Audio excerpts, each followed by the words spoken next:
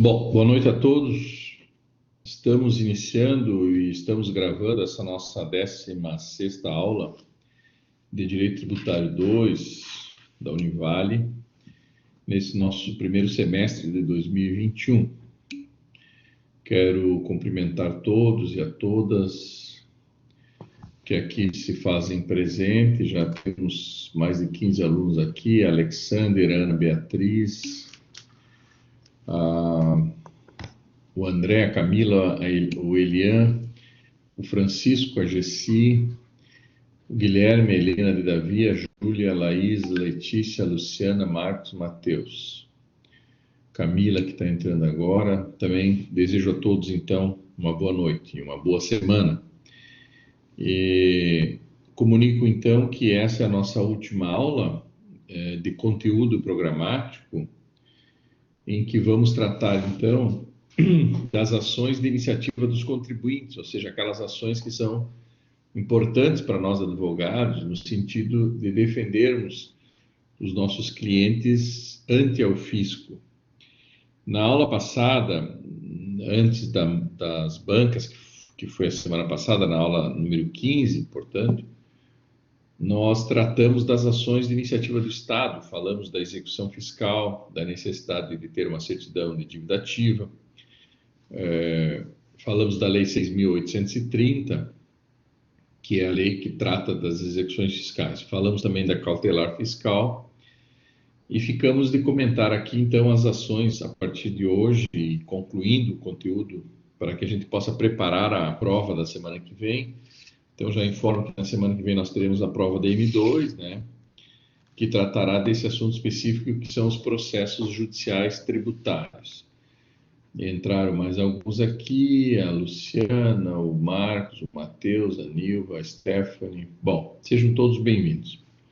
Então, olha só, como nós vimos na última aula, em que tratamos do conteúdo programático, da execução fiscal, nós temos que ver quais são as possibilidades de defesa ante uma execução fiscal. E aí nós falamos do embargo à execução, que tem previsão na lei de execução fiscal, que, garantido o juízo, é possível apresentar embargo. Então, o embargo à execução é uma forma de iniciar o contraditório judicial a uma ação de execução. Então, se o Estado inscreve o devedor, o contribuinte devedor em dívida ativa, emite uma certidão de dívida ativa, ele pode executar essa certidão. Agora, recentemente, a legislação passou a permitir, né, que o Estado possa protestar a certidão de dívida ativa em cartório extrajudicial. Isso é uma forma de pressão também para forçar o pagamento do tributo. Então, se tiver previsão no Código Tributário dos municípios e do Estado, por exemplo, também dá para inserir o devedor no rol dos inadimplentes do Serasa, junto ao SPC, e inclusive protestar o título. É uma forma, inclusive, de interromper a prescrição tributária. A prescrição tributária se dá se for inerte o Estado durante 5 anos de forma consecutiva, de forma ininterrupta, acontecerá a figura da prescrição tributária, né? Então, o exercício do poder de cobrança do tributo, ele se esvai com o tempo também. Mas se essa certidão de dívida ativa é levada a cartório como um protesto, há uma interrupção nesse prazo e começa a contar tudo novamente. Então, nós temos que, na aula passada, na última aula que tratamos do conteúdo, nós vimos, então, a ação de execução fiscal, as suas características, o despacho do juiz e etc. Então, sugiro que vocês assistam a aula número 15, que está disponível tanto aqui na plataforma quanto no YouTube.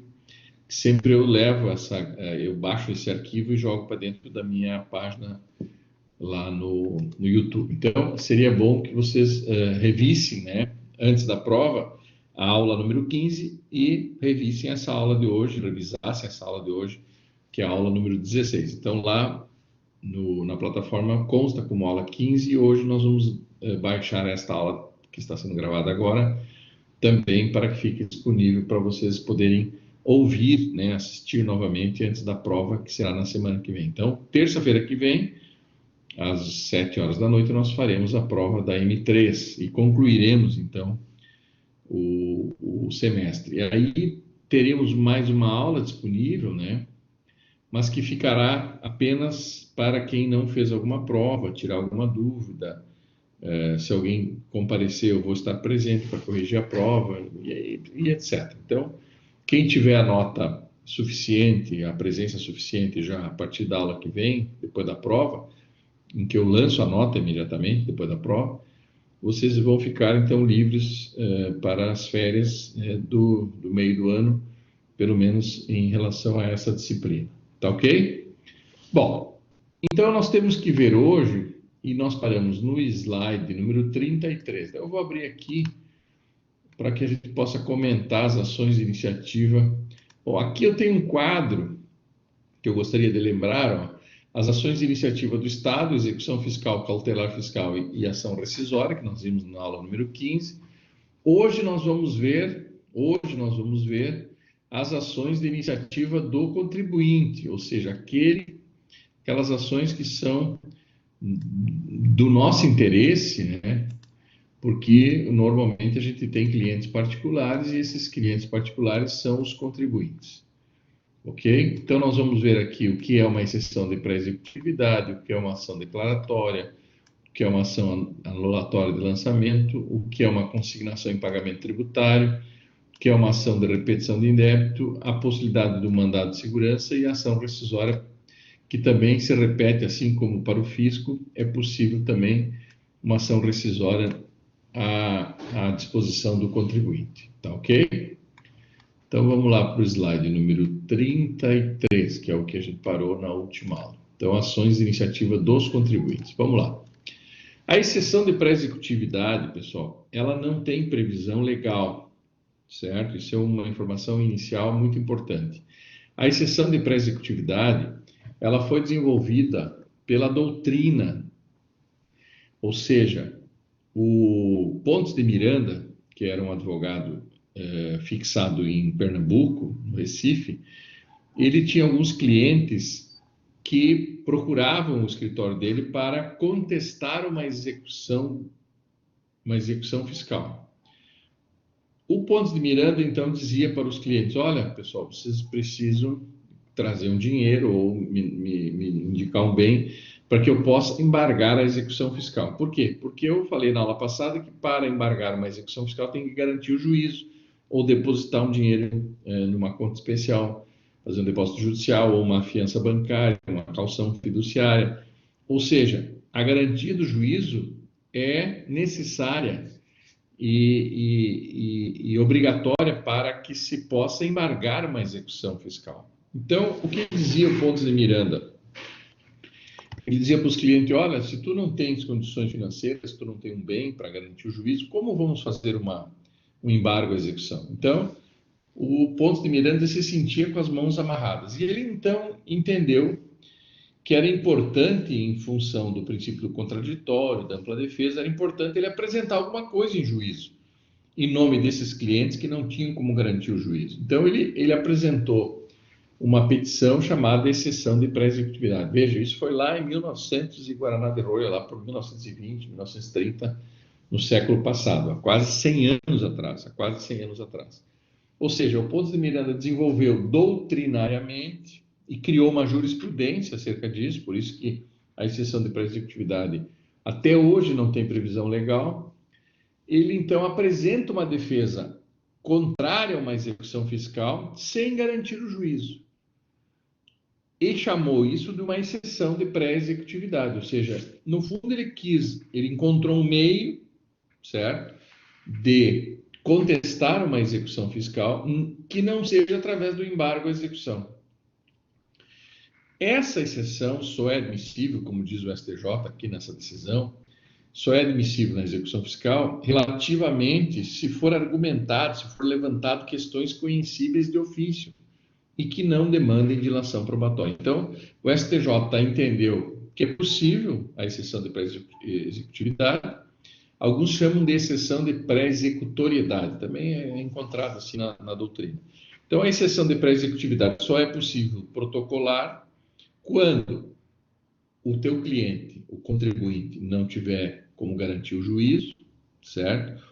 E baseado em 5 argumentos. 5 argumentos. Quais são os argumentos que ele pode trazer ao conhecimento do juiz e que não necessita de dilação probatória? Ou seja, a exceção de pré-executividade só é possível se não necessitar de dilação probatória. Ele pode trazer para o juiz que ele não é devedor daquele tributo, então o advogado vai trazer essa informação, dizendo que não o seu cliente não é devedor, não é sujeito passivo da obrigação. Ele pode dizer que aquele órgão estatal não é o sujeito ativo, não tem o direito de cobrar determinado tributo, é uma outra opção. O advogado pode alegar a decadência, ou seja, já transcorreu mais de 5 anos do fato gerador sem que tenha sido lançado o tributo dentro desse prazo, isso é decadência. Pode ser apresentado na exceção o instituto da prescrição, pode ter ocorrido mais de 5 anos do lançamento sem a efetiva cobrança por parte do Estado, então prescreve o direito de cobrar o tributo, e pode ser trazido aos autos, numa exceção de pré-executividade também, uma comprovação de que já foi pago o tributo. Então, incabível, portanto, uma execução fiscal. Veja, a exceção de pré-executividade é admissível na execução fiscal relativamente às matérias conhecíveis de ofício, que não precisa de outro conhecimento por parte do juiz para que ele despache favoravelmente ao recipiente, que é o que apresenta a exceção de pré-executividade. Professor, então a exceção de pré-executividade é uma opção para contestar uma execução fiscal, para contrapor uma execução fiscal, sem ter que garantir o juízo. Exatamente. Desde que possa se alegar uma dessas situações, legitimidade passiva ou legitimidade ativa, decadência, prescrição, ou já ter havido o pagamento daquele tributo que está sendo executado. Então, embora faça, olha só, a execução fiscal, ela pode ser sobre matéria tributária, como pode ser também matéria comum que não seja tributária. Ou seja, qualquer execução fiscal envolvendo tributo ou não tributo pode ser atacado com a exceção de pré-executividade, certo? Então, a súmula 393 do STJ é muito clara, né? Que só é possível a apresentação de uma exceção de pré-executividade em matérias conhecíveis de ofício. E isso aqui, legitimidade, decadência, prescrição e pagamento, são matérias conhecíveis de ofício. Portanto, eu às vezes apresento uma exceção de pré-executividade dentro do prazo do embargo para depois apresentar o embargo. Por quê? Porque quando eu apresento a exceção de pré-executividade, o juiz julga a exceção e depois abre o prazo para a apresentação do embargo. É um meio, inclusive, de tentar já convencer o juiz acerca de uma tese, sem ter que garantir o juízo, e ainda ficar com o prazo disponível para depois apresentar o embargo, aí sim garantindo o juízo. Então, alguns advogados usam a exceção de pré-executividade para ganhar tempo, para depois apresentar o embargo que é previsto lá na lei da execução fiscal, que é a lei 6.830. Professor, então essa exceção de pré-executividade ela vai ser julgada em autos apartados, vai ter uma sentença, e depois de julgado, se for improcedente a exceção apresentada, é possível ainda apresentar o embargo. Também será julgado em autos apartados. Certo? O Caio entrou há pouco. Boa noite a todos que estão entrando. Boa noite, professor. Boa noite. Tá ok? Então, essa é a famosa exceção de pré-executividade. Professor, a exceção de pré-executividade, ela tem previsão legal? Eu disse, não tem. Como é que ela surgiu? Surgiu da ideia de um advogado muito renomado, muito conhecido, famoso na época, porque escreveu vários tratados de direito civil, e ele entendia, né, na época em que ele foi advogado, que não era possível, né, exigir uma garantia do juízo de todas as pessoas que sofrem execução fiscal, porque tem pessoas que nem têm como garantir o juízo. Então, o fato da pessoa não ter condições de garantir o juízo lhe retira o direito de contestar uma execução fiscal. Ele entendia que não, então ele apresentou essa saída doutrinária, que depois virou jurisprudência e tal. No exame da Ordem dos Advogados, até uns 4 anos atrás, ou 5 anos atrás, não se pedia, não se falava em exceção de pré-executividade, pela ausência de um dispositivo legal. Mas agora, como houve reconhecimento do STJ, nessa súmula 393, o próprio edital do exame da Ordem dos Advogados apresenta como uma peça possível, na segunda fase do exame da Ordem, a peça exceção de pré-executividade como sendo uma peça de origem do contribuinte em defesa dos seus direitos, certo? Então, a exceção, diz aqui, é cabível quando atendido simultaneamente 2 requisitos, um de ordem material e um de ordem formal. Ou seja, é indispensável que a matéria invocada seja suscetível de conhecimento de ofício, isso é o requisito de ordem material, e é indispensável que a decisão possa ser tomada sem necessidade de produzir prova. Então, é uma questão de requisito de ordem formal também. Então, a matéria tem que ser reconhecida de ofício, poderia ter sido reconhecida pelo juiz sem a provocação da exceção, e o juiz não tem que lançar mão de outras provas para se convencer, que é a famosa necessidade de dilação probatória, de trazer aos autos mais provas para se convencer. Então, a exceção de pré-executividade é um meio de impugnação de criação jurisprudencial, ela é tida como uma impugnação à execução fiscal, não necessita de garantia do juiz e não tem prazo definido, porque não tem lei prevendo ela, então não há prazo. O que eu sugiro? Que se apresente a exceção de pré-executividade dentro do prazo de embargo, para que não se perca o prazo de embargo, que é de 30 dias, contado da penhora, ou contado da intimação do devedor, ou contado do depósito da caução fiduciária. Todos os prazos para embargar estão previstos ali claramente, explicitamente na lei de execução fiscal, que é a 6.830 de 1980. Bom, aí nós entramos numa outra possibilidade, que é a ação declaratória. A ação declaratória, essa sim, tem previsão no Código de Processo Civil. Vejam, eu falei lá atrás, né, que os processos judiciais tributários não tinham legislação específica, tinham que lançar mão, normalmente, do CPC para serem intentadas. A única previsão legal, ou as duas únicas, é a ação de execução fiscal e a ação cautelar fiscal, que eu falei na aula passada. Esta ação agora, de interesse do contribuinte, certo? Que é a ação declaratória, ela busca o quê? Uma declaração de existência ou de inexistência de uma relação jurídica tributária que vai se estabelecer no futuro. Então, obter do juiz uma decisão, uma declaração judicial de que aquela lei que instituiu um determinado tributo não pode atingir o teu cliente, se busca através de uma ação declaratória. Vejam, a ação declaratória tem o condão de afetar algo que vai acontecer no futuro.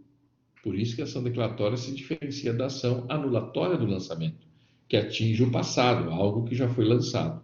Então, vejam bem, uma lei, por exemplo, do município instituindo uma taxa sobre um serviço que não é específico e divisível, se tu, lendo a lei, entender que o teu cliente vai ser atingido no futuro por essa lei, e tu entendendo que essa lei é inconstitucional, tu pode entrar com uma ação declaratória pedindo que o juiz declare o direito de não pagar aquele tributo, ou seja, evita até o próprio lançamento tributário e defende o teu cliente para que ele não seja atingido no futuro por uma lei que o juiz vai reconhecer inconstitucional. Professor, não é uma ação de inconstitucionalidade da lei, não. É uma ação declaratória para que o juiz reconheça a inconstitucionalidade daquela lei tributária e não deixe o Estado lançar, no caso o município, que eu dei o exemplo do município, lançar o tributo baseado naquela lei.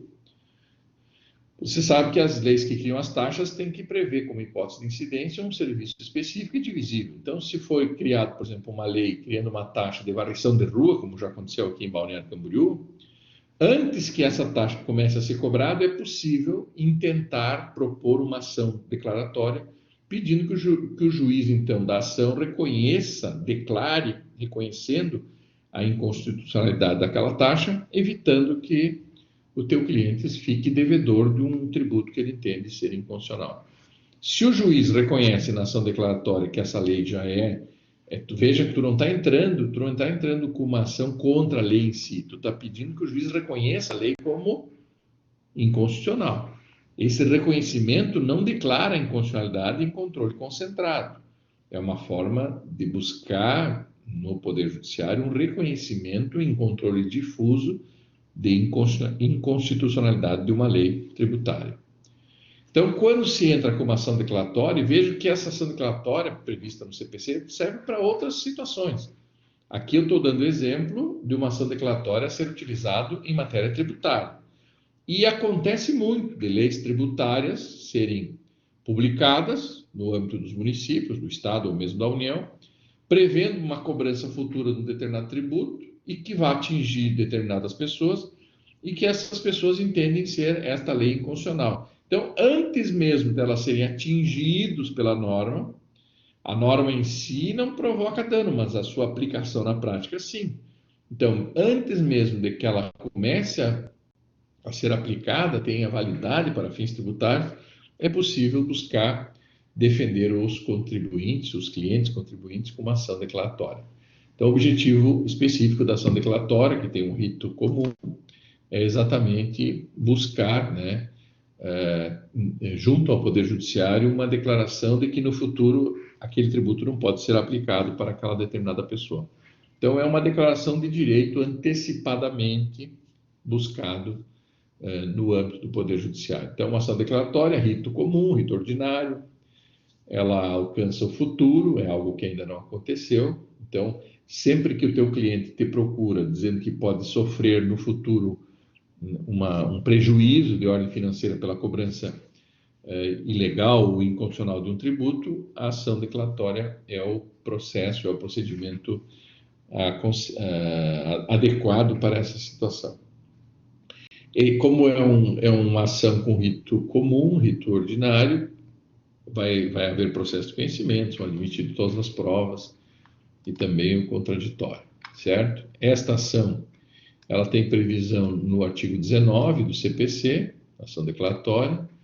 O interesse do autor limita-se à declaração da existência ou da inexistência de uma relação jurídica, no caso aqui, jurídica tributária, né? Que evita que ele venha a ser cobrado de um tributo no futuro. Então, relação jurídica tributária. Da autenticidade ou da falsidade de um documento. É possível também até propor uma ação declaratória para evitar, por exemplo, o lançamento de um tributo baseado em algum documento falso que o fiscal, por exemplo, tenha conseguido produzir, né, como sendo documento autêntico, e depois, tu sabendo que não é autêntico, tu entra com uma ação declaratória para que o juiz declare a falsidade dos documentos trazidos ao processo administrativo ou alguma coisa nesse sentido, certo? Então, veja, a ação declaratória, ela deve ser proposta antes do lançamento do tributo, ou seja, para evitar o lançamento do tributo. Lembre-se daquela linha de tempo, né? A lei institui o tributo, prevê uma hipótese, essa hipótese tem que ser confirmada por um fato gerador, dando origem a uma obrigação tributária, daí o tributo é lançado, essa obrigação se converte num crédito, e a pessoa então é notificada para pagar o crédito. Então, antes do lançamento, que é essa fase da constituição do crédito tributário, é possível pedir que o juiz declare a inexistência dessa relação jurídica. Ou seja, uma defesa prévia acerca de uma cobrança futura que ainda não aconteceu, baseado, quem sabe, numa lei ilegal, inconstitucional, ou mesmo baseado o lançamento em algo que saiba ser falso ou não verdadeiro. Legal? É admissível a ação meramente declaratória, ainda que tenha ocorrido a violação do direito. O artigo 20 do CPC prevê, então, também essa ação declaratória, mesmo que já tenha acontecido a violação do direito do contribuinte, é possível buscar uma ação declaratória. Então, vejam que ela atinge o futuro, mas pode atingir também o passado em situações bem específicas.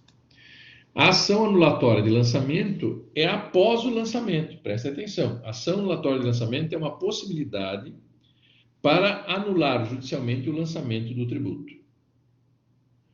Professor, lá no processo administrativo tributário, o senhor disse que depois que o fiscal fiscaliza a empresa e lança o tributo, é possível administrativamente impugnar o lançamento, certo? Certo. Mas essa impugnação administrativa vai ser julgada por quem? Pelos próprios auditores. Então, a tendência é que aquela impugnação administrativa não surta efeito conforme desejado. Então, há necessidade de buscar no Poder Judiciário a guarida, né, acerca desse direito. Ou seja, eu tento impugnar no âmbito administrativo, mas se esse resultado não é positivo, eu devo buscar, em nome do meu cliente, através de uma ação anulatória, anular o lançamento do tributo, para que meu cliente não tenha que pagar um tributo indevido ou incondicional, ou prescrito, ou decaído, e etc. e tal. Ou que ele já pagou, quem sabe ele já pagou e lançaram novamente o tributo. Então ele vai trazer aos autos essa. Professor, mas ainda não há uma execução fiscal? Não. Se houver execução fiscal, não cabe ação anulatória de lançamento. Aí cabe o embargo à execução ou a exceção de pré-executividade. Entenderam isso? Então, veja, a ação anulatória, ela é depois do lançamento. A ação declaratória, que eu falei há pouco, é antes do lançamento. A ação anulatória, ela se aplica depois do lançamento do tributo, ou seja, o crédito tributário já está constituído. E na ação declaratória, ainda o crédito tributário não está constituído. Então, na ação anulatória, se for no exame da ordem, ou se for um cliente que traga para vocês essa explicação, tem que perguntar, escuta, mas tu já foi notificado para pagar o tributo? Se tu já foi notificado, já houve o lançamento. Então, a outra pergunta é, tu está sendo executado? Tu já recebeu a intimação da execução? Não. Bom, se tu não está sendo executado e já houve a notificação, já houve o lançamento, então vamos entrar com uma ação anulatória do lançamento. Aí tem que buscar informações junto ao cliente para justificar por que está se pretendendo anular o lançamento do tributo. Ah, vamos buscar anular o lançamento do tributo, porque não tem lei prevendo esse tributo. É uma possibilidade. Não, vamos tentar anular o lançamento porque o cliente não é o sujeito passivo da obrigação. Não é ele que deve, é outra pessoa que deve. É outra hipótese. Vamos anular o lançamento porque o lançamento é sobre uma taxa, mas o serviço não é divisível para o cliente, para o teu cliente. Então, vamos anular o lançamento porque há uma inconstitucionalidade no lançamento dessa taxa. Está baseado numa lei inconstitucional. Então, é possível anular o lançamento do tributo lançado. Então, vejo, a ação anulatória de lançamento é muito importante. É muito importante. Ela resolve muito dos problemas dos contribuintes. Ou seja, o cliente vem até o teu escritório e te apresenta uma notificação da Receita Federal, da Receita Estadual. Baseado nisso, tu vai estudar o caso para ver o que cabe. Se o teu cliente já vier com a intimação da ação de execução fiscal, bom, aí não se fala mais em ação anulatória. Aí estamos falando lá na frente de uma possível ação de exceção de pré-executividade ou estou recebendo, deixa eu só mandar um recado aqui. Meu amigo Fafá, aqui, só um pouquinho. Então, veja, depende da situação, cabe uma ação ou depende, cabe outra ação, certo? Isso que nós temos que ver. O cliente, quando vem até o escritório, ele conta a história toda. Aí tu já identifica a matéria tributária envolvida, se é na Justiça Federal, se é um tributo federal, se é na Justiça Estadual, se o tributo é estadual ou municipal. Tu tem que conversar com o cliente para buscar dele as informações. Tu vai receber dele a intimação do processo judicial, se for uma execução, ou uma notificação de lançamento, se foi feito por um fiscal tributário ou um auditor. Aí tu está na esfera administrativa ainda. Então, tu tem que ir buscando, perguntando, né? O que está acontecendo ali naquela situação específica, certo?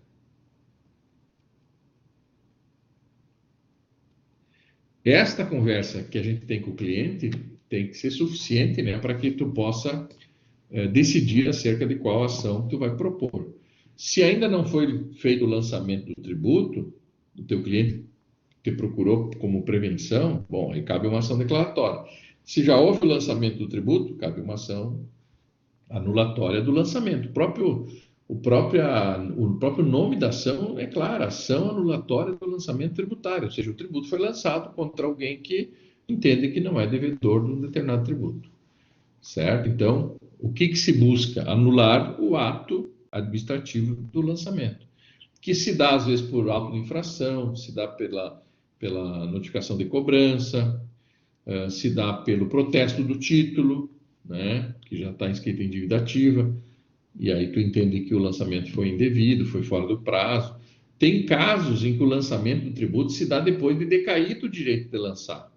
Imagina um fato gerador que aconteceu em 2015, o cara lança agora em 2021, decaiu o direito do Estado lançar esse tributo. Então, uma ação latória é a solução para isso. Aí tu recebe uma notificação, leva até o advogado vai ver, tá, mas quando é que aconteceu esse fato gerador? Ah, esse fato gerador, doutor, aconteceu em 2015. O que é? Ah, eu vendi um produto lá e não paguei ICMS. Sim, mas se foi em 2015, então vamos lá. 2016, 1 ano, 2017, 2 anos, 2018, 3 anos, 2019, 4 anos, 2020, 5 anos. Nós estamos em 2021, só agora eles lançaram. Bom, se eles lançaram agora, lançaram um crédito decaído. Então, vamos propor uma ação anulatória do lançamento tributário com o objetivo de anular o ato do auditor que lançou a destempo, fora do tempo, o tributo específico. O rito dessa ação anulatória também é um rito comum, né? Ele possibilita a revisão de todos os atos praticados pelo auditor, questões de fato e questões de direito podem ser suscitadas nessa ação anulatória. Assim como na ação declaratória também, pode ser. Só que na ação declaratória, os fatos ainda não aconteceram. Tu está prevendo o que vai acontecer. Então, tu busca uma declaração do juiz para que não aconteçam os fatos. Na ação anulatória, os fatos ligados ao lançamento já existem, já aconteceram. Então, tu busca anular o ato do lançamento, que é o ato do fiscal de tributo ou o ato do auditor fiscal. São admitidos também na ação anulatória todos os meios de prova, o contraditório, a ampla defesa, como qualquer ação. Essa ação anulatória de lançamento tem previsão legal, vejam, ela está prevista, essa possibilidade de anular o lançamento tributário, está prevista na própria ação de execução fiscal, na Lei 6.830. Então, lá no artigo 38 da Lei 6.830, diz, né, que a discussão judicial da dívida ativa só é admissível em execução na forma desta lei, salvo na hipótese de mandado de segurança, ação de repetição de indébito ou ação anulatória de ato declarativo ou declaratório da dívida. Esta precedida de depósito preparatório no valor do débito. Então, vejo que a ação anulatória do lançamento tem previsão da necessidade de se depositar um valor em juízo para propor essa ação anulatória no valor do débito lançado conforme tributo. Aqui dá para discutir essa questão do depósito prévio, né? Alguns juízes entendem que a ação anulatória não necessita dessa garantia do juízo, mas a previsão legal é essa, certo? Então, se propõe uma ação anulatória depositando o valor devido para que o juiz julgue se aquele lançamento tributário está certo ou não. Caso julgue procedente a ação, devolve-se o dinheiro. Ok? Então, vimos até agora a ação declaratória. Aliás, vimos a exceção de pré-executividade para combater uma execução fiscal. Vimos a ação declaratória, que atinge o futuro, para não deixar lançar o tributo. Vimos a ação anulatória do lançamento do tributo para anular o lançamento do tributo, que é a ação fiscalizadora. E agora nós temos a figura da consignação em pagamento, que tem previsão no Código de Processo Civil e tem previsão também agora no CTN. O Código Tributário Nacional prevê 3 situações em que eu posso consignar o pagamento que está sendo exigido, certo? Então, olha só, quais são as 3 possibilidades? O objetivo é depositar junto à Justiça aquele valor que tu entende que tu devas pagar. Olha só, eu tenho... Vamos dar o exemplo do Mauro Gasperi. O Mauro entrou agora uns minutos, ele entrou no celular aqui me incomodando. O Mauro de Gasperi tem um sítio aqui em Camboriú, que nem ele sabe se é área rural ou se é área urbana, ou se é área de expansão urbana. Então, ele recebe o carnê de IPTU, vamos supor, e paga o IPTU. Aliás, ele recebe o carnê de IPTU no início do ano e depois recebe uma notificação do governo federal acerca do ITR, o Imposto Territorial Rural. Qual o tributo que o Mauro vai pagar por ser proprietário daquela área onde ele mora, ali em Camboriú? Lá no morro, lá no fundo, lá de Camboriú. Aquele tributo que ele entende ser devido, ele vai consignar o pagamento, para que depois ele não venha pagar com atraso, com juros, multa de correção monetária. Então, a consignação em pagamento é uma ação que possibilita o teu cliente, o teu contribuinte, o teu cliente, depositar em juízo o valor que ele entende ser o devido. Professor, o Mauro acha que a área é rural, então ele deposita o dinheiro do ITR, certo? E pede para notificar o município na ação de consignação, dizendo, olha, eu não vou pagar o município porque eu já paguei o ITR é o que eu devo. Então, sempre que dois entes da federação cobram sobre o mesmo fato gerador, isso configura uma bitributação, é possível consignar o pagamento para uma das partes, aquela que tu entende ser a legalmente correta, aquela que legalmente tem o direito de cobrar o tributo, certo? Então, nós temos três casos lá no artigo 165, né? Qual é o artigo aqui? 164, desculpa. No artigo 164, nós temos três incisos. Quando que é possível consignar o valor do tributo devido? No caso de recusa do fisco em receber o valor que tu quer pagar, subordinando o pagamento disso que tu acha que deve ao pagamento de um outro tributo ou de uma penalidade. Professor, como é que é isso? Vou dar um exemplo claro. Tu comprou um apartamento. O que tu deve pagar quando tu compra um apartamento? O que tu deve pagar? Qual é o imposto que tu paga por comprar um imóvel? Quem é que me responde aí? Vou ver se vocês... ITBI. Como é que tu faz para pagar o ITBI? Tu vai lá no balcão do município, onde fica situado o bem, né? E diz, olha, estou comprando, tá aqui o contrato de compra e venda, estou comprando um apartamento aqui nesse município. Então, eu quero a guia do recolhimento do ITBI, para pagar o ITBI. Aí, o que diz o servidor lá, o auditor fiscal, ou um agente administrativo, que seja ali no balcão da prefeitura? Vai dizer o quê? Ô, meu amigo, eu não posso te fornecer essa guia para pagamento do ITBI, porque esse imóvel tem IPTU atrasado. É mesmo? É mesmo.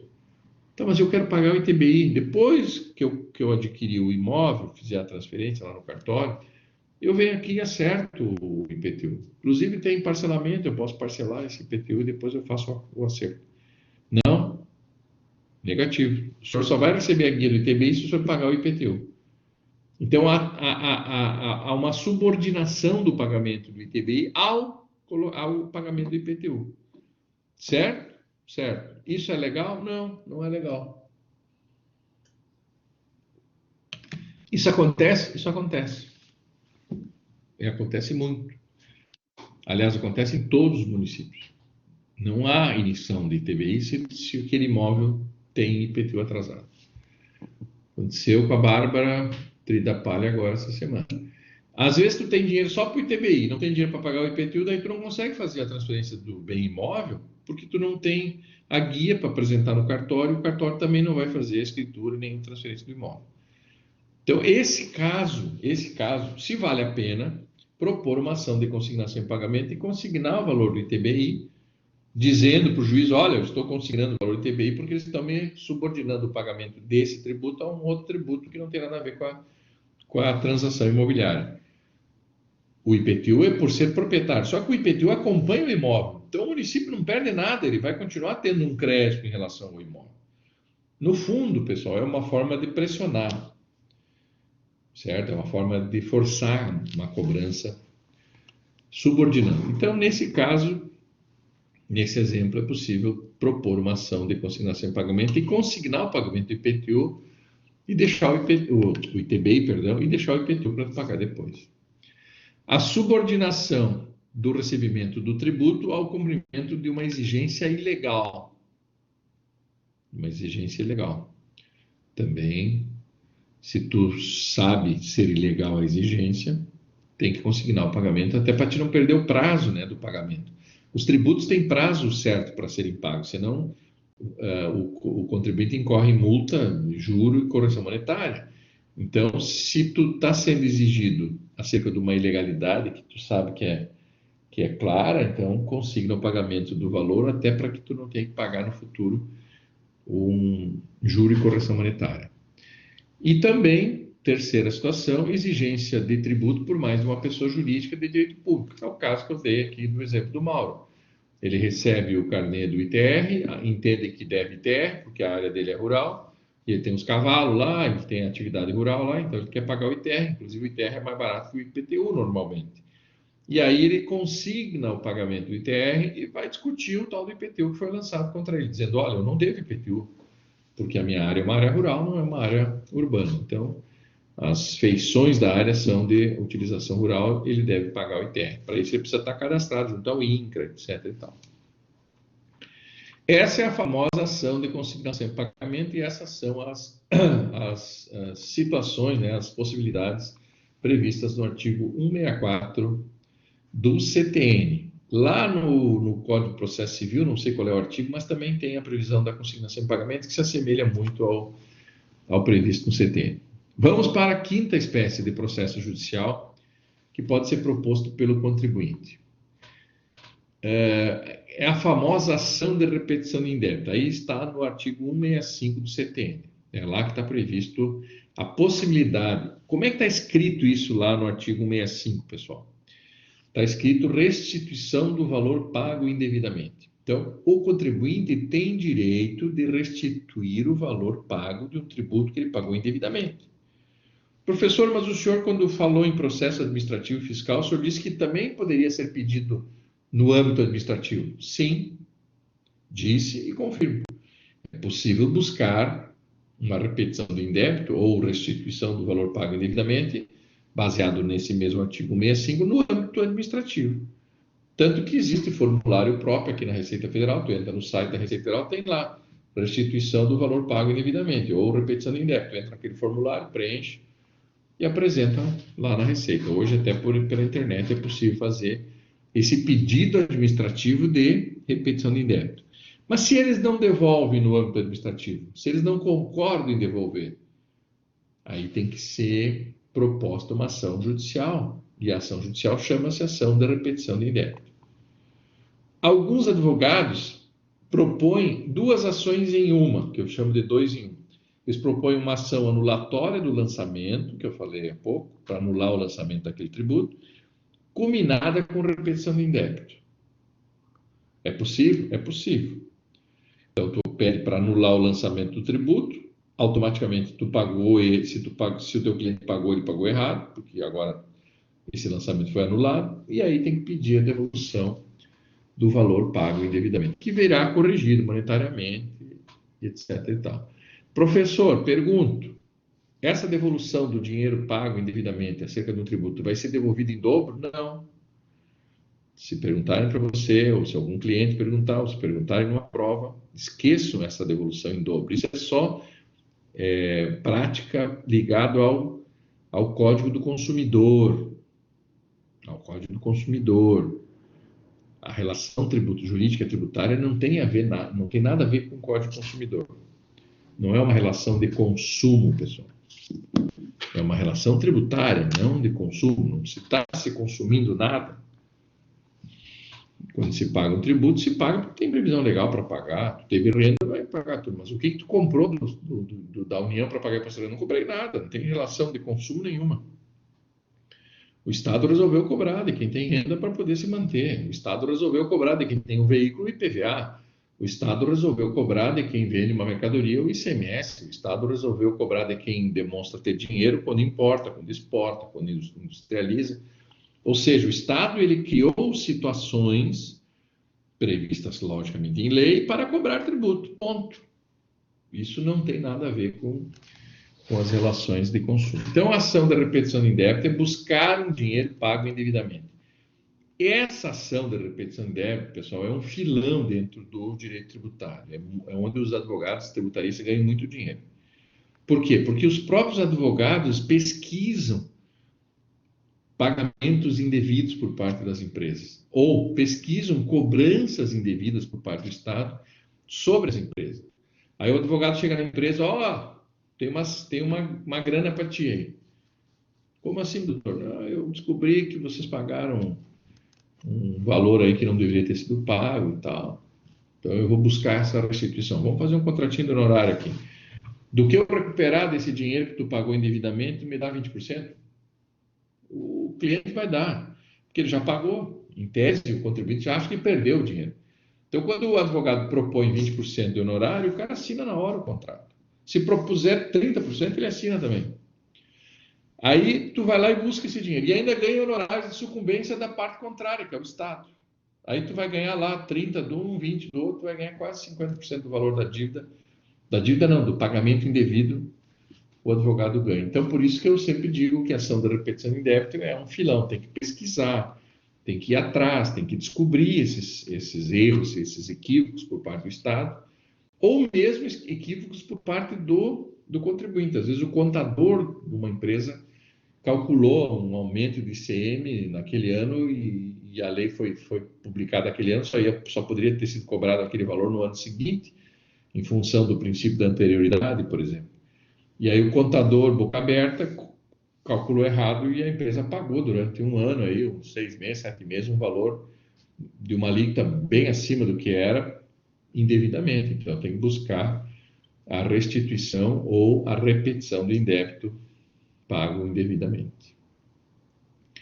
Quando a gente paga o Estado, a gente paga um tributo, a gente paga daqui para lá. E quando a gente pede de volta, o Estado paga de lá para cá. Então ele repete o pagamento, por isso que chama-se repetição.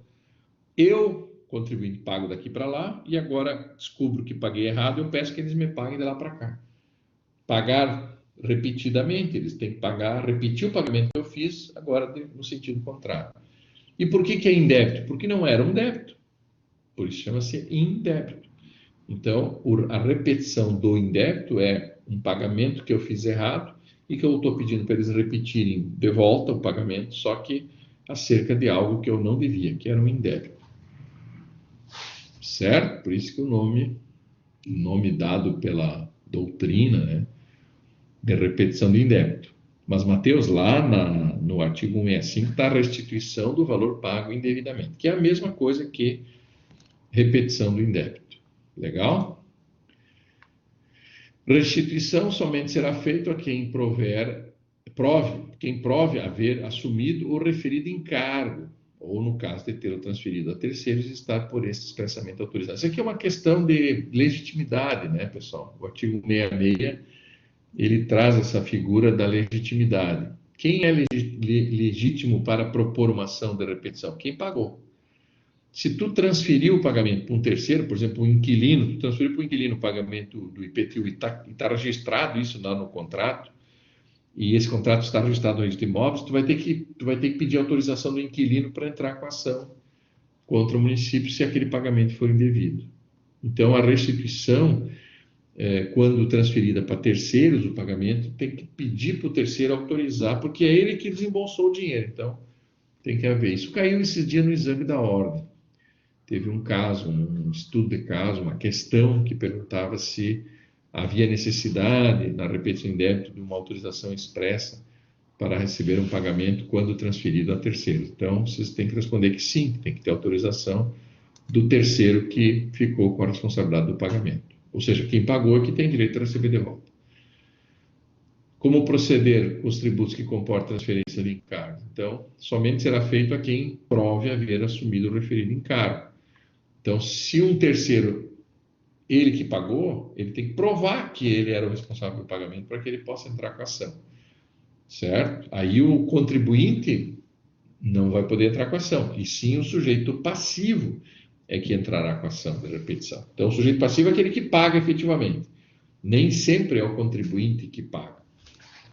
Por exemplo, o patrão paga ele retém a contribuição previdenciária e paga. Se ele pagou errado, é ele que tem o direito de receber a restituição, porque foi ele que desembolsou embora o contribuinte seja o empregado, mas quem ficou responsável pelo pagamento foi o patrão, então é dado a ele o direito de restituir o valor pago indevidamente. A ação de repetição de débito tem que estar atento à questão da prescrição, né? Então, a prescrição do pedido de restituição do valor pago indevidamente, ou ação de repetição de débito, ela prescreve no mesmo prazo que prescreve o direito do Estado de cobrar. Ou seja, depois de lançado o tributo, tem 5 anos para o Estado te cobrar. Depois que tu paga um tributo equivocadamente, tu também terá os 5 anos a partir do pagamento para restituir o valor pago indevidamente. Então, nós temos aqui algumas regrinhas, né? Ó. Ação da repetição. Começa a contar os 5 anos da data da extinção do crédito, que é a data do pagamento, da data da decisão administrativa, se estiver pendente de uma decisão administrativa, a partir de então, se a decisão for favorável ao teu cliente, a partir dali tu tem 5 anos para cobrar essa diferença, devolver essa diferença que tu pagou a mais. Se for uma ação judicial, do trânsito em julgado, né, da decisão judicial. Se for um tributo como imposto de renda, que é lançado por homologação, da data do pagamento. Então, se tu pagou a mais o imposto de renda esse ano, dia 30 de maio, que venceu a declaração do imposto de renda esse ano foi 30 de maio, se naquela data tu pagou e depois viu que pagou errado, professor, eu esqueci de botar uma despesa de médico que eu tive, e agora eu resolvi retificar a minha declaração. Então, olha, retifique rapidamente, que tu tem 5 anos a partir da data do pagamento para buscar. Então, se tu pagou em 2021, 22, 23, 24, 25, até 2026, tu consegue recuperar esse valor pago a mais feito agora na declaração do imposto de renda feita agora em 2021. Tem que contar 5 anos. Depois de 5 anos, se o Estado não pode ter cobrado, tu também não tem mais do que 5 anos para cobrar do Estado algo pago indevidamente. E se for fruto de uma ADIM, professor, eu paguei e eles diziam que era constitucional. E eu paguei. Agora o STF diz que aquela lei é inconstitucional e eu já paguei. Bom, então, baseado naquela decisão nova, tu tem 5 anos para frente para restituir o valor pago. Aí é uma decisão nova, né, do STF acerca de uma inconstitucionalidade, tem que abrir o prazo novamente para que tu possa restituir o valor pago indevidamente. Turma do STJ acolheu o recurso impetrado pelo município paulista de Barretos, contra a decisão do Tribunal de Justiça de São Paulo. Prazo prescricional para ação de restituição de indébito inicia do efetivo pagamento do tributo, caso haja pagamento, certo?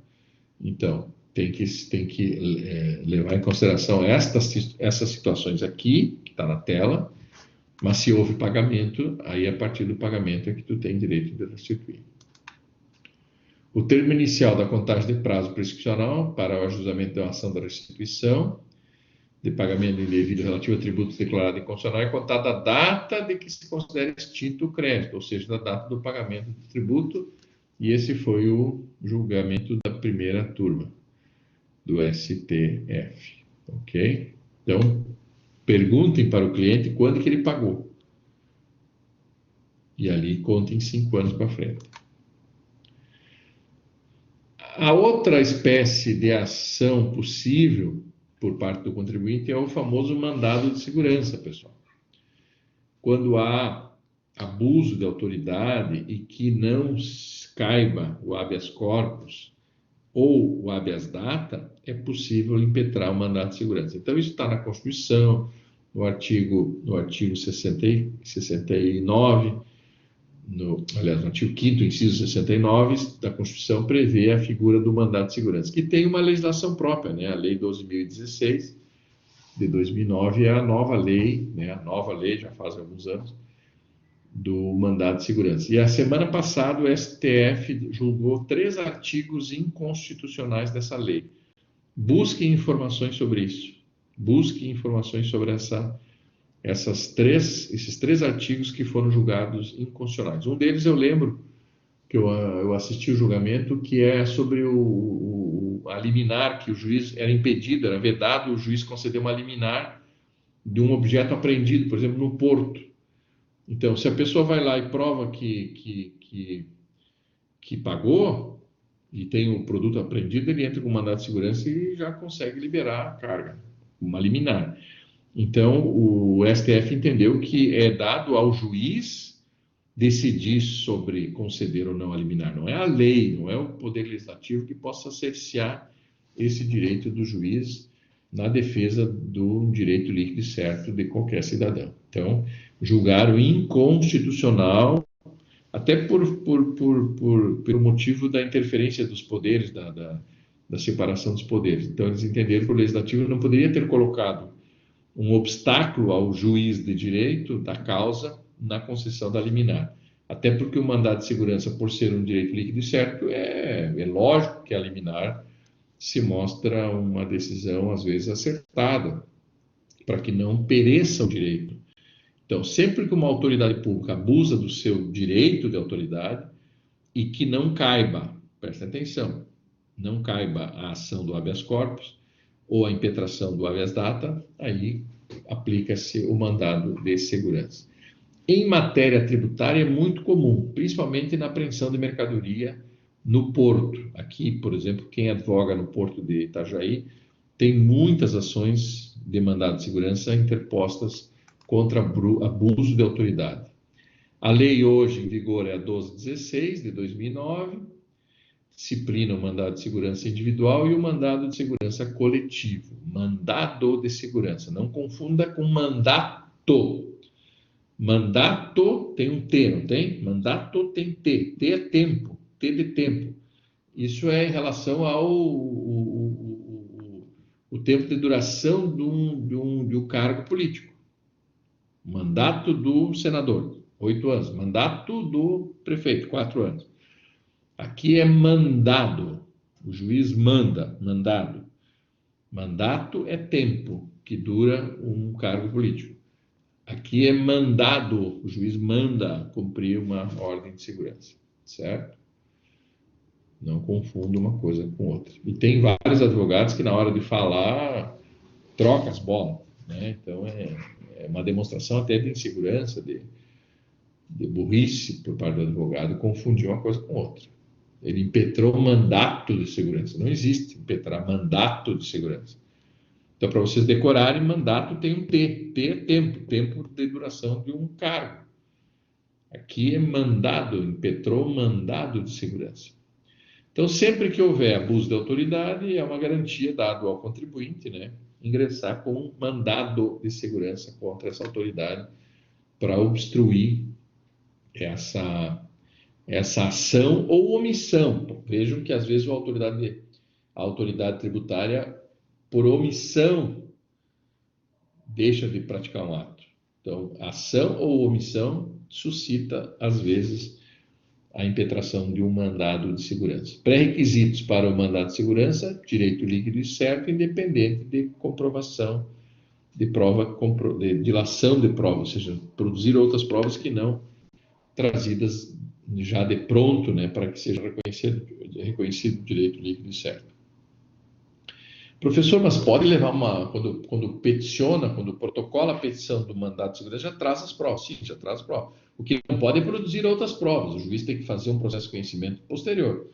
Então, se tu traz a documentação própria para que ele decida de ofício vendo aquelas provas, sim.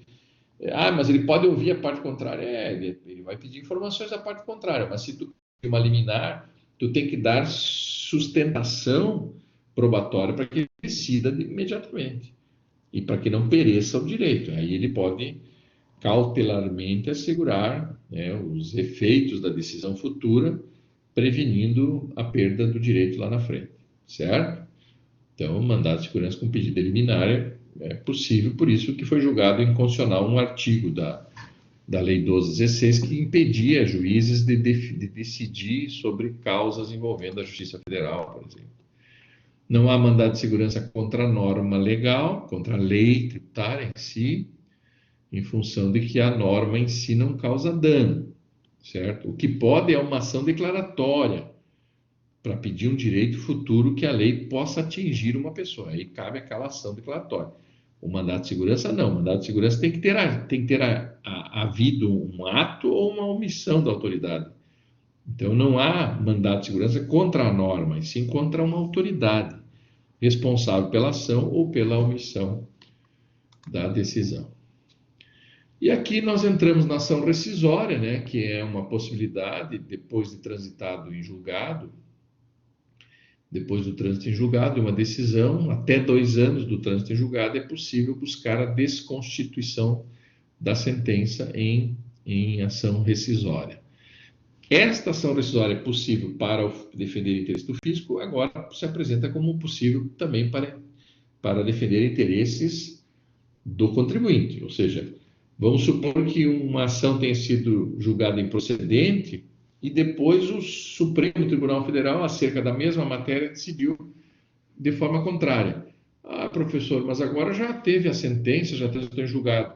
O que eu faço? Não, eu tenho 2 anos do trânsito julgado para pedir a desconstituição daquela sentença, baseado, fundamentado numa nova decisão de um órgão superior, de um colegiado superior, o STJ, o STF, pode ter trocado o seu entendimento com o passar do tempo, e aí tu tinha uma sentença desfavorável, pela ação rescisória tu consegue desfazer aquela sentença e o juiz se obriga a decidir de novo, aí sim baseado na decisão do STF, que muito acontece, isso muito se dá em matéria tributária, porque quase tudo que é matéria tributária discutida em grande escala vai parar no STF.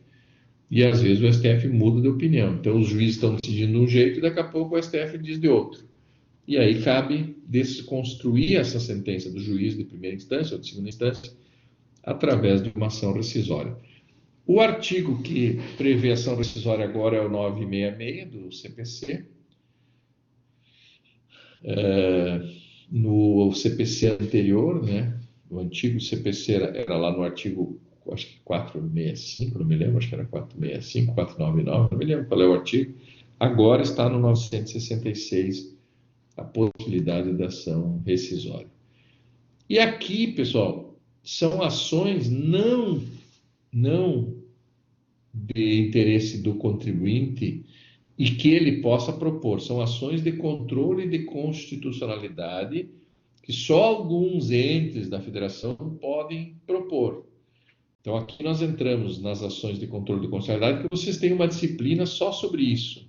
Eu vou falar de en passant aqui para a gente concluir, mas vocês têm uma disciplina só de processo constitucional. Então, em matéria tributária, existe muitos controles de constitucionalidade, que se dão de duas formas, pelo controle difuso ou pelo controle concentrado. Professor, eu na ação declaratória ou numa ação anulatória ou numa ação de consignação em pagamento ou numa ação de repetição de débito, eu posso pedir para o juiz reconhecer a inconstitucionalidade daquela norma? Posso. Esse controle é chamado de controle difuso ou controle indireto de constitucionalidade.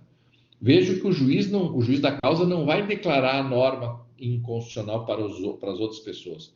Ele só vai reconhecer para o teu cliente a inconstitucionalidade. Por isso que ele chama de controle indireto ou difuso. Agora, os entes nominados no artigo 103 da Constituição poderão propor contra essa mesma norma uma ação direta de inconstitucionalidade. Direto nos tribunais. Aí, se for uma lei federal lá no STF, se for uma lei estadual no Tribunal Regional, no Tribunal de Justiça da região. Então, vejam que existe 2 tipos de controle de constitucionalidade. Um controle difuso, que é dado a todos o direito de pedir ao juiz que que reconheça a inconstitucionalidade daquela norma para aquele teu cliente. Isso nós chamamos de controle difuso, que está difundido entre todas as comarcas, qualquer juiz pode reconhecer e declarar a inconstitucionalidade. Agora, decretar a inconstitucionalidade, declarar a inconstitucionalidade com efeito para todos, com efeito erga omnes, aí só em via de controle concentrado ou via direta de controle. Então, nós temos a ADIM, que está previsto no artigo 102, inciso 1, e temos a legitimidade para propor a ADIM, previsto no artigo 113. Então, lá está o presidente da Câmara, o presidente do Senado, a OAB, o governador, o prefeito, o procurador, o presidente da Câmara, o presidente do Senado. Tem várias autoridades com legitimidade para propor uma ADIM para derrubar os efeitos de uma lei que fere a Constituição. E depois nós temos também a ADC ou ADCOM, né, Ação Declaratória de Constitucionalidade, para evitar que fique no mundo jurídico uma lei inconstitucional, às vezes os partidos políticos, normalmente são os partidos políticos que pedem que o STF se reúna para declarar se é constitucional ou não uma lei que ainda não entrou em vigor. Então, essa lei foi aprovada no Congresso, mas ainda não está surtindo efeito. É bom já consultar o STF para que ela não lese as pessoas lá na frente. Então, o efeito dessa decisão da ADECOM também é erga omnes e evita, né, porque ela tem efeito vinculante, a decisão atinge a todos, como se fosse parte do processo em si. Então, existe controle abstrato de constitucionalidade pela ADIM e pela ADECOM. Legal? E aqui, por fim, nós temos as ações coletivas, né? Aquelas que podem ser intentadas por representantes do povo. Associações, por exemplo, de consumidores, o OAB, por exemplo, pode propor ação coletiva, que são as ações civis públicas, e as ações coletivas propostas por indivíduos, que são as ações populares. Então, nós temos duas possibilidades. A ação popular, Lei 4.717, de 65, também prevista na Constituição da República, né, no artigo 5º, como direito fundamental. Qualquer cidadão, olha o que diz aqui na Constituição, qualquer cidadão é parte legítima para propor ação popular que vise anular ato lesivo ao patrimônio público. Vamos supor que o prefeito fez um projeto de lei que passou na Câmara, fazendo remissão de tributo, ou seja, dando perdão para o pagamento de tributo por uma determinada categoria. Se tu é um cidadão daquele município, tem título eleitor naquele município, tu pode ingressar com ação popular tentando evitar esse perdão. Porque na análise que tu fez, tu entendeu que tu pagou tributo, que outras categorias pagaram, por que o prefeito resolveu privilegiar uma determinada categoria? Então, se não houver uma motivação muito clara, é possível, através de uma ação popular, por exemplo, anular uma lei que foi aprovada na Câmara de Vereadores ou uma lei estadual que foi aprovada na Assembleia que possa trazer prejuízo ao patrimônio público. Leis de isenção, leis de remissão, leis de anistia tributária, que são tudo coisas diferentes, podem ser atacadas pela ação popular. Então, é possível se contrapor como cidadão, eleitor daquele estado ou daquele município. Se for uma lei municipal, tem que ser eleitor daquele município. Se for uma lei estadual, tem que ter título eleitor naquele estado. É possível esse cidadão que cuida da cidade, cidadão que significa cuidar da cidade, por isso tem que ter um diploma, e o diploma desse cidadão é o título eleitor, para que ele possa ingressar. Tem que ser maior de idade e ter título eleitor naquela comarca ou naquele estado para que possa entrar com a ação. Professor, se é uma ação popular contra o presidente da República ou contra uma norma federal, bom, aí é possível com qualquer título eleitor, porque o título eleitor de uma pessoa vale no país inteiro, né? Ele é eleitor no país inteiro. E a ação civil pública, olha assim, a ação popular, qualquer cidadão tem legitimidade, o objetivo é anular o ato lesivo ao patrimônio público. Exemplo aqui que eu dei, ó, anistias, isenções, redução da alíquota ou outros privilégios tributários. Como, por exemplo, a remissão, com 2 S, que é perdoar um tributo devido por uma categoria. Ação popular pode ser proposto contra a norma ou em função da aplicação da norma a algum caso concreto. Também tem previsão no artigo 5º, né, inciso 73 da Constituição. E as ações civis públicas, que tem uma lei própria, Lei 7.347 de 85, que disciplina a ação civil pública. Danos causados ao meio ambiente, causados ao consumidor, ao valor estético, ao valor histórico, turístico e etc., podem ser atacados pela ação civil pública. Em matéria tributária, não é comum a ação civil pública, certo? Não é muito comum, mas é possível, depende da situação. Tem promotores que propõem ação civil pública contra os prefeitos, né, principalmente. Não só o Ministério Público pode propor ação civil, mas também associações com finalidade de defender a ordem econômica, a livre concorrência, etc. Essas, Federação da Indústria, Federação dos Trabalhadores da Indústria, todas elas podem propor ação civil em nome dos seus associados também. Tá legal? Alguma dúvida quanto a essas ações, pessoal? É claro que na aula presencial, Matheus, Bárbara, Amanda, Daniele, todos que estão aqui, os 40, tem 40 alunos aqui assistindo, Alexander, Bárbara, Daniele, todo mundo. Na aula presencial, o que eu faço? Eu trago algumas peças e faço os alunos desenvolverem essas ações, fazerem pelo menos a petição inicial dessas ações, uma ação declaratória, eu trago uma ação anulatória, etc. Se algum aluno fizer o exame da ordem em matéria tributária e for aprovado na primeira etapa e quiser fazer a segunda etapa em tributário, pessoal, eu fico à disposição para mandar peças para vocês, estudo de caso e corrigir para vocês, não tem problema nenhum. Então fiquem à vontade para, se optarem em fazer o exame da ordem em matéria tributária, na segunda etapa do exame, não, vocês têm meu e-mail, vocês têm meu WhatsApp, vocês têm o grupo aqui que nós estamos. Então, quem quiser, a Samara já disse que quer, quem quiser uma peça, ou duas, ou três, de cada uma, eu tenho aqui um banco de peças que já caiu no exame da ordem e que eu bolei, tem peças que eu mesmo estudo de caso que eu inventei nas aulas, na prática jurídica, e eu posso passar para vocês, aí vocês fazem a peça, me mandam por e-mail, dou uma corrigida, digo que está certo, que está errado, e vocês vão aprendendo a fazer as peças. Então, quem quiser, também ficamos à disposição, ok? Com isso, eu encerro a gravação dessa nossa 16ª aula, nessa terça-feira à noite, e digo que vou deixar disponível essa aula para que vocês ouçam novamente ao longo dessa semana, para que na semana que vem a gente possa fazer a prova. A prova da M3 é só processo judicial tributário.